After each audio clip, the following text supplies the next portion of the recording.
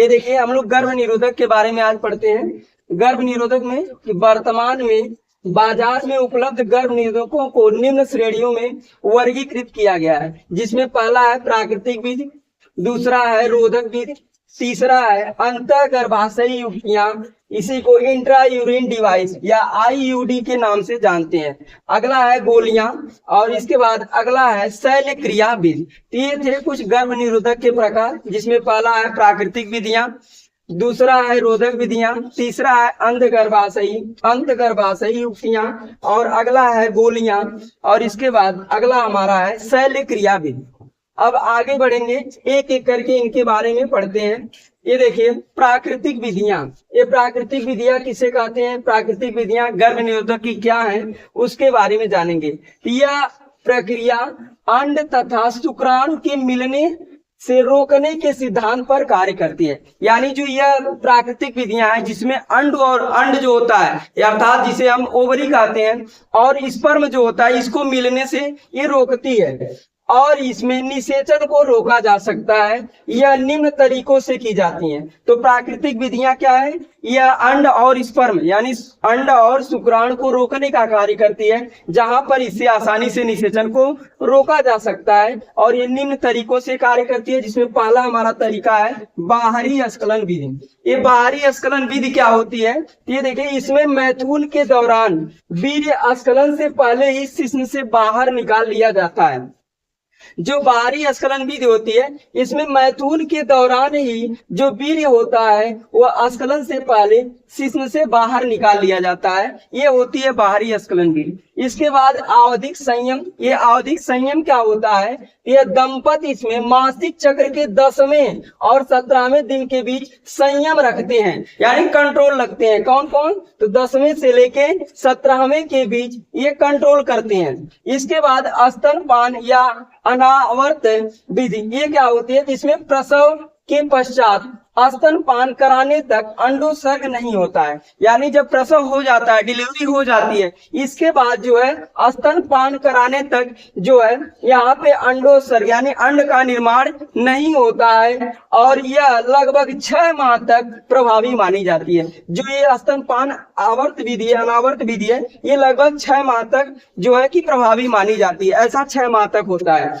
इसके बाद हम आगे बढ़ते हैं और अगला हमारा होगा ये रोधक विधियां, बैरियर जिसे कहते हैं, बैरियर मेथड। रोधक विधियां क्या होती हैं, इस विधि में किसी भी भौतिक अवरोधक का प्रयोग करके मादा युग्मक और नर युग्मक से मिलने से क्या कर दिया जाता है, रोक दिया जाता है। जो रोधक विधियां होती हैं इसमें किसी भौतिक अवरोधक का प्रयोग करके हम नर तथा मादा युग्मक को मिलने से क्या करते हैं, रोक देते हैं। जैसे देखिए कंडोम हो गया, कैरिवेकल हो गया या फिर डायफ्राम हो गया, ये सब जो है रोधक विधियों की श्रेणी में आते हैं। इसके बाद आगे चलेंगे और अगली हमारी विधियां हैं अंतःगर्भाशयी युक्तियां, जिसे आईयूडी के नाम से जानते हैं।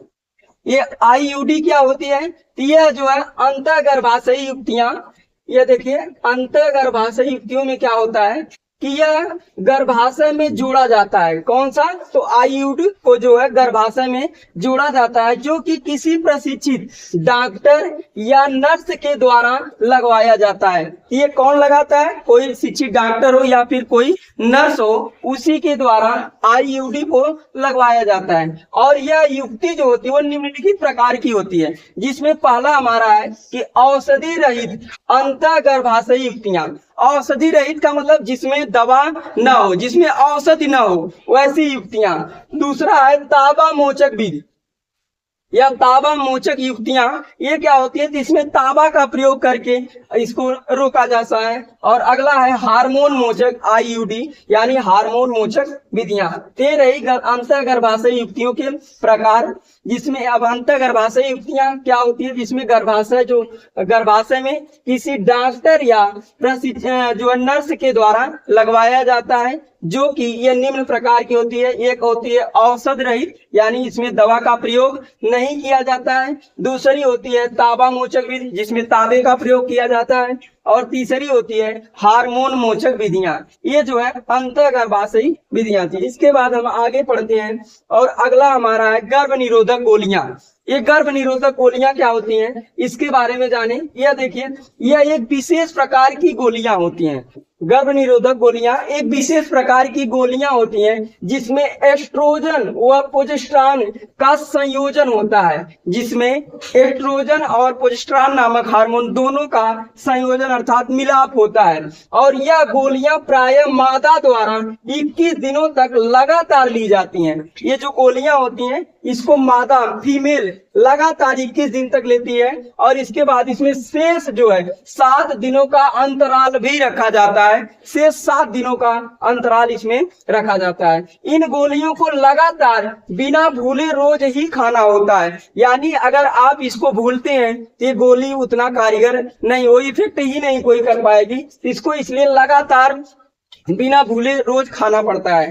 यह गोलियां एस्ट्रोजन व प्रोजेस्टेरॉन हार्मोन को शरीर में बढ़ा देती हैं। इनका कार्य क्या होता है कि जो ये हमारे शरीर में एस्ट्रोजन और प्रोजेस्टेरॉन हार्मोन पाए जाते हैं, इसको ये बढ़ा देती हैं और जिससे आवर्त चक्र जो होता है, मेंस्ट्रुएशन साइकिल जो होती है, उस पर प्रभाव पड़ता है। और इसके उदाहरण की गर्भ निरोधक जो गोलियां होती हैं, जैसे देखिए सहेली हो गई या फिर माला डी हो गई, ये सब कुछ गर्भ निरोधक गोलियां हैं। तो ये थी गर्भ निरोधक गोलियां। इसके बाद हम आगे पढ़ेंगे और अगला हमारा होगा शैल्य क्रियाविधि, जिसे हम बंध्याकरण के नाम से जानते हैं। ये शैल्य क्रियाविधि क्या होती है, ये देखिए शैल्य क्रिया, यह विधि जो होती है उन लोगों में कराई जाती है जो भविष्य में बच्चा नहीं चाहते हैं। तो शैल्य क्रियाविधि क्या होती है कि जो लोग भविष्य में बच्चा नहीं चाहते हैं उनके लिए ये है। इस विधि को हम बंध्याकरण भी कहते हैं, इसका अन्य नाम बंध्याकरण भी है। और यह विधि परिवार नियोजन की अस्थायी विधि मानी जाती है। जो शैल्य क्रिया विधि है ये परिवार नियोजन की अस्थायी विधि मानी जाती है।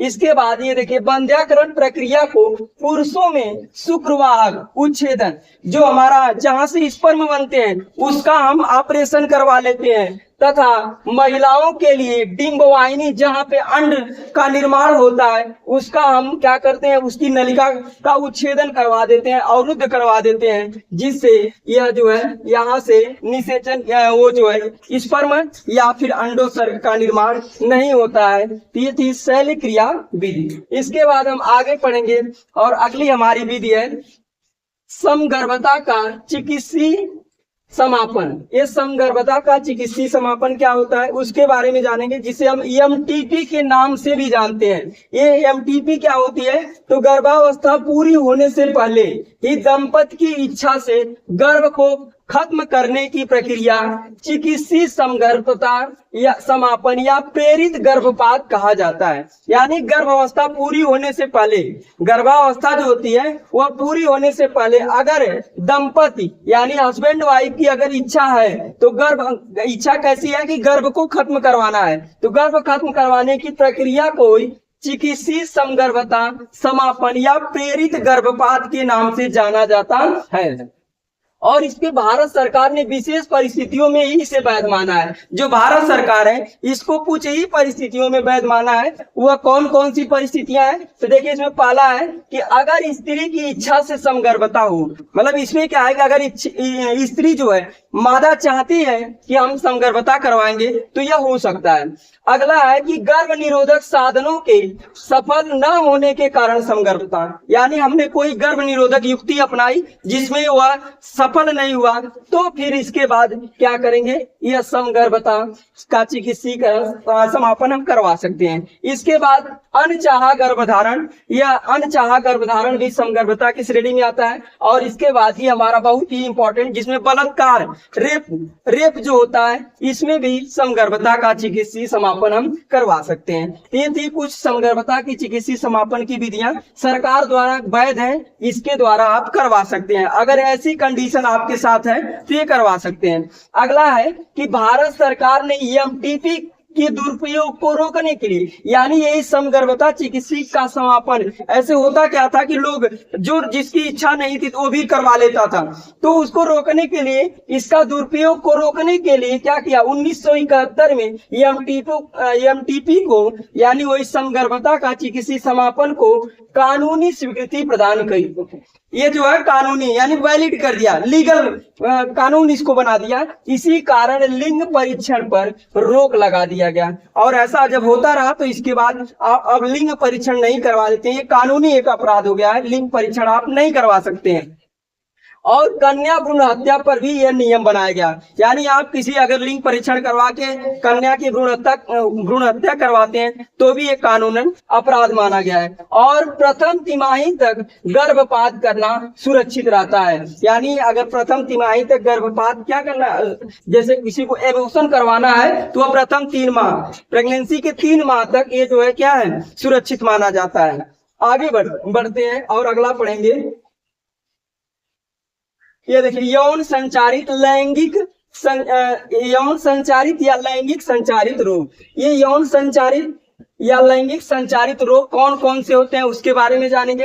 ये देखिए वे रोग जो संभोग के समय यौन संबंधों द्वारा एक से दूसरे व्यक्ति में संचारित होते हैं, यानी वे रोग जो यौन संबंधों के दौरान एक व्यक्ति से दूसरे व्यक्ति में जाते हैं उन्हें ही हम यौन संचारित या लैंगिक संचारित रोग के नाम से जानते हैं। इन्हें यौन रोग या गुप्त रोग भी कहा जाता है। तो यौन संचारित रोग किसे कहते हैं, वे रोग जो संभोग के समय यौन संबंधों द्वारा एक व्यक्ति से दूसरे व्यक्ति में प्रवेश करते हैं उन्हें ही हम यौन संचारित रोग या लैंगिक संचारित रोग के नाम से जानते हैं। और इसमें इसे अन्य नाम इसका है, एक देखिए इसे यौन रोग भी कहते हैं या इसे ही गुप्त रोग के नाम से भी जानते हैं। इसके बाद आगे बढ़ते हैं और आगे हम पढ़ेंगे जीवाणु द्वारा होने वाला यौन संचारित रोग। जीवाणु द्वारा होने वाला यानी बैक्टीरिया के द्वारा होने वाला यौन संचारित रोग कौन सा है, इसमें देखिए पहला है सुजाक रोग। ये सुजाक रोग क्या होता है, यह रोग जीवाणुओं द्वारा होता है। किसके द्वारा होता है, बैक्टीरिया के द्वारा होता है। और सुजाक रोग नाइसेरिया गोनेरिया नामक जीवाणु से होता है। यह सुजाक रोग होता है वो किसके जीवाणु, कौन सा जीवाणु पाए जाते हैं, नाइसेरिया और गोनेरिया नामक जीवाणु पाए जाते हैं। अगर इसके लक्षण की बात करें, ये सुजाक रोग के लक्षण की बात की जाए तो इसमें मूत्र त्याग के समय जलन होना शुरू हो जाता है, यह जो है सुजाक के लक्षण है। इसके बाद हम दूसरा पढ़ेंगे सिफिलिस रोग। ये सिफिलिस रोग यह भी एक यौन संचारित रोग है। यह क्या कैसे होता है, तो सिफिलिस यौन संचारित रोग होता है। सिफिलिस रोग ट्रेपोनेमा और पैलिडम जीवाणु द्वारा होता है। किसके द्वारा होता है, ट्रेपोनेमा और पैलिडम जीवाणु द्वारा होता है। इसके लक्षण की अगर बात करें, इसका लक्षण जो है जननांगों पर घाव का होना यह सिफिलिस का लक्षण माना जाता है। ये थे जीवाणु द्वारा होने वाले यौन संचारित रोग, जिसमें हमने पहला पढ़ा सुजाक रोग। ये सुजाक क्या होता है, यह रोग जीवाणुओं द्वारा होता है और यह सुजाक रोग में जो बैक्टीरिया पाए जाते हैं नाइसेरिया और गोनोरिया नामक बैक्टीरिया पाए जाते हैं। इसके लक्षण की बात करें तो मूत्र त्याग के समय इसमें जलन होना शुरू हो जाता है। और इसके बाद हमने दूसरा पढ़ा सिफिलिस रोग। सिफिलिस रोग क्या होता है, तो सिफिलिस रोग भी एक यौन संचारित रोग है, यह भी बैक्टीरिया से होता है। सिफिलिस रोग ट्रेपोनेमा और पैलिडम जीवाणु द्वारा होता है। और इसके लक्षण की बात करें तो इसके जननांगों पर घाव होना, यह जो है सिफिलिस के लक्षण दिखते हैं। इसके बाद आगे हम पढ़ेंगे और अगला हमारा है विषाणु द्वारा होने वाले यौन संचारित रोग। यानी विषाणु के द्वारा कौन कौन से यौन संचारित रोग होते हैं उसके बारे में जानेंगे, जिसमें हमारा पहला है एड्स। एड्स को हम क्या बोलते हैं, इसका पूरा नाम अगर पूरे नाम की बात करें तो एक्वायर्ड इम्यूनोडिफिशियंसी सिंड्रोम होता है एड्स का पूरा नाम। और एड्स जो है विषाणुओं के द्वारा होता है। एड्स रोग प्रतिरक्षा तंत्र को, हमारा जो इम्यून सिस्टम होता है उसको, ये प्रतिरक्षा तंत्र को ही कमजोर कर देता है। और ये जो होता कैसे है, तो ये HIV नामक विषाणु से होता है। एड्स जो होता है एक HIV नामक विषाणु से होता है। और अगर इसके लक्षण की बात करें तो लगातार यानी निरंतर बुखार का आना या मांसपेशियों में दर्द जो है, ये एड्स के लक्षण दिखते हैं। तो रहा एड्स के बारे में। आगे हम पढ़ते हैं हेपेटाइटिस बी।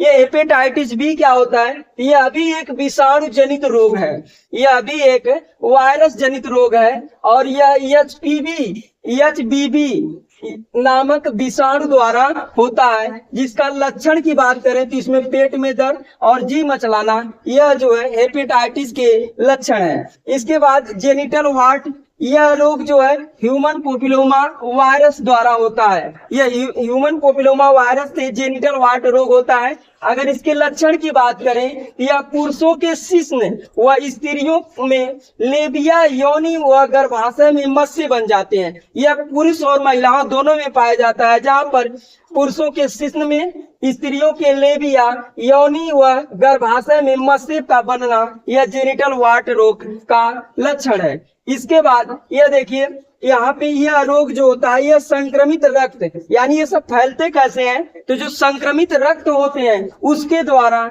या यौन संपर्क के द्वारा या मां से बच्चे में संक्रमित रोग ये फैल सकते हैं। और इसके बचाव की अगर बात करें तो इसमें क्या होता है कि सुरक्षित यौन संबंध करें, इसके बाद टीकाकरण के माध्यम से बचाव करें और इसके बाद स्वच्छता एवं साफ सफाई का विशेष ध्यान दें। ये था विषाणुओं द्वारा होने वाले यौन संचारित रोग। अब हम आगे पढ़ते हैं और आगे जानेंगे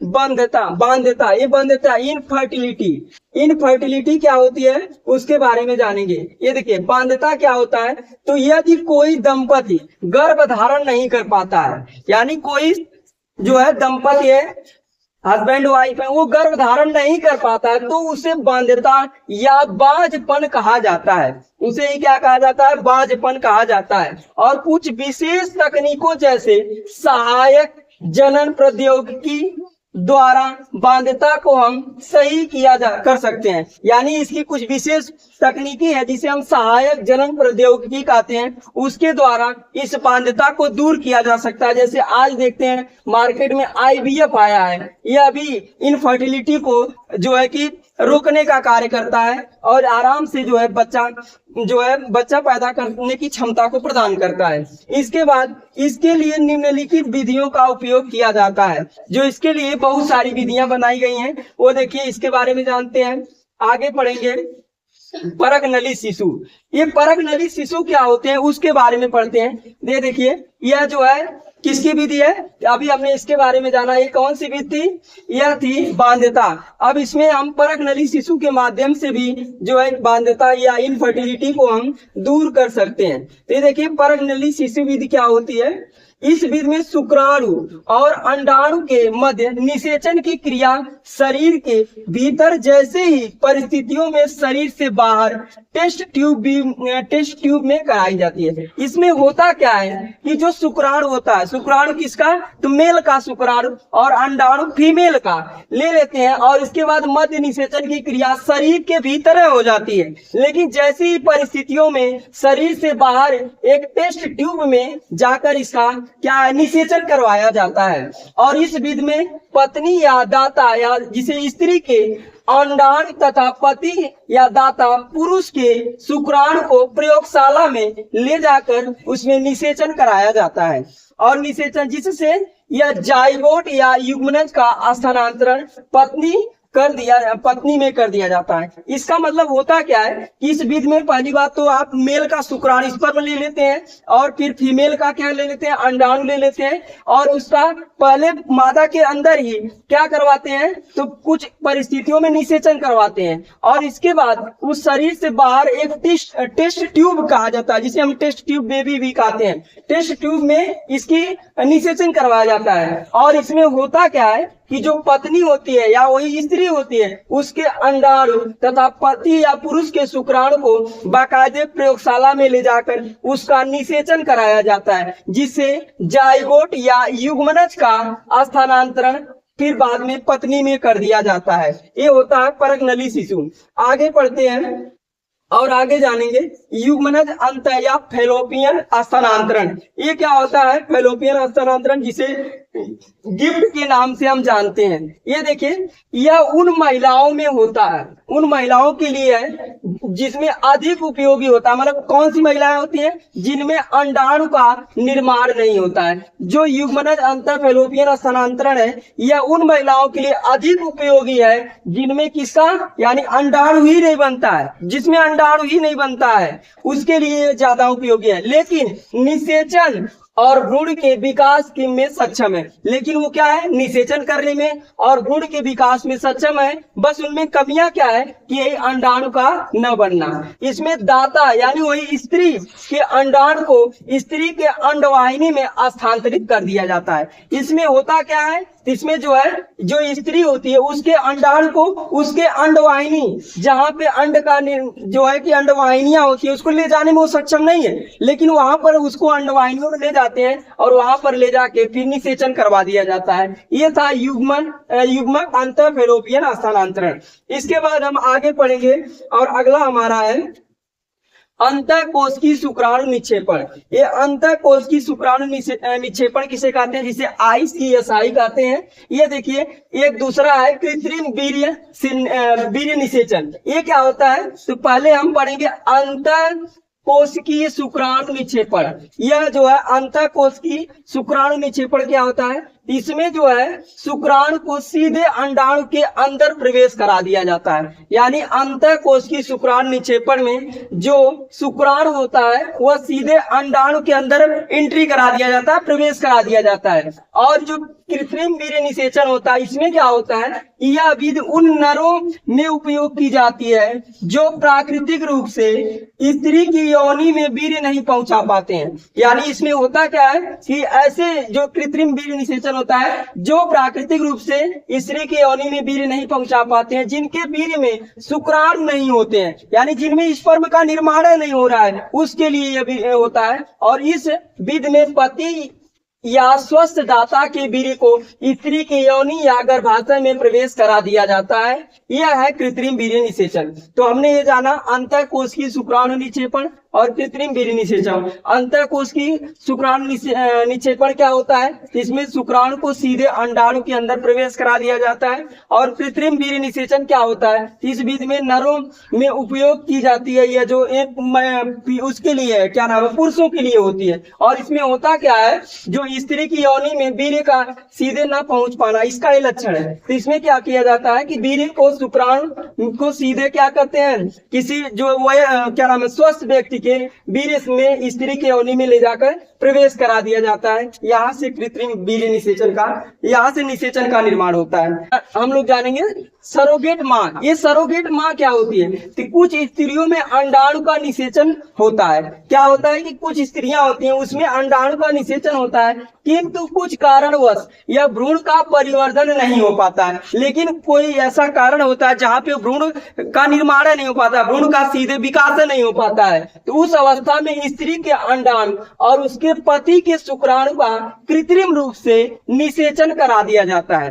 यानी इसमें होता क्या है कि जैसे ही या अगर कुछ कारणवश उसमें उसका भ्रूण नहीं बन रहा है, तो क्या करते हैं, उसमें स्त्री के अंडाणु और उसके पति के शुक्राणु को कृत्रिम रूप से क्या करा देते हैं, निषेचन करवा देते हैं। आर्टिफिशियल रूप से निषेचन करा दिया जाता है तथा भ्रूण को 32 कोष की अवस्था में किसी दूसरी इच्छुक स्त्री, यानी कोई दूसरी जो इच्छा से, मतलब किसी दूसरी के कोई दूसरी स्त्री है उसकी इच्छा से क्या करते हैं कि उसके गर्भाशय में ये रोपित कर दिया जाता है, और उसके गर्भाशय में रोपित कर दिया जाता है। और इस स्त्री को सरोगेट मां कहते हैं, सरोगेट मां कहते हैं। सरोगेट मां क्या होती है, अभी हमने जाना, इसमें कुछ स्त्रियों में अंडाणु का निषेचन होता है, लेकिन कुछ कारणवश उनका जो है भ्रूण का विकास नहीं हो पाता है, जिसके कारण क्या होता है, फिर स्त्री के अंडाणु को और उसके पति के शुक्राणु को आर्टिफिशियल रूप से, कृत्रिम रूप से निषेचन करा दिया जाता है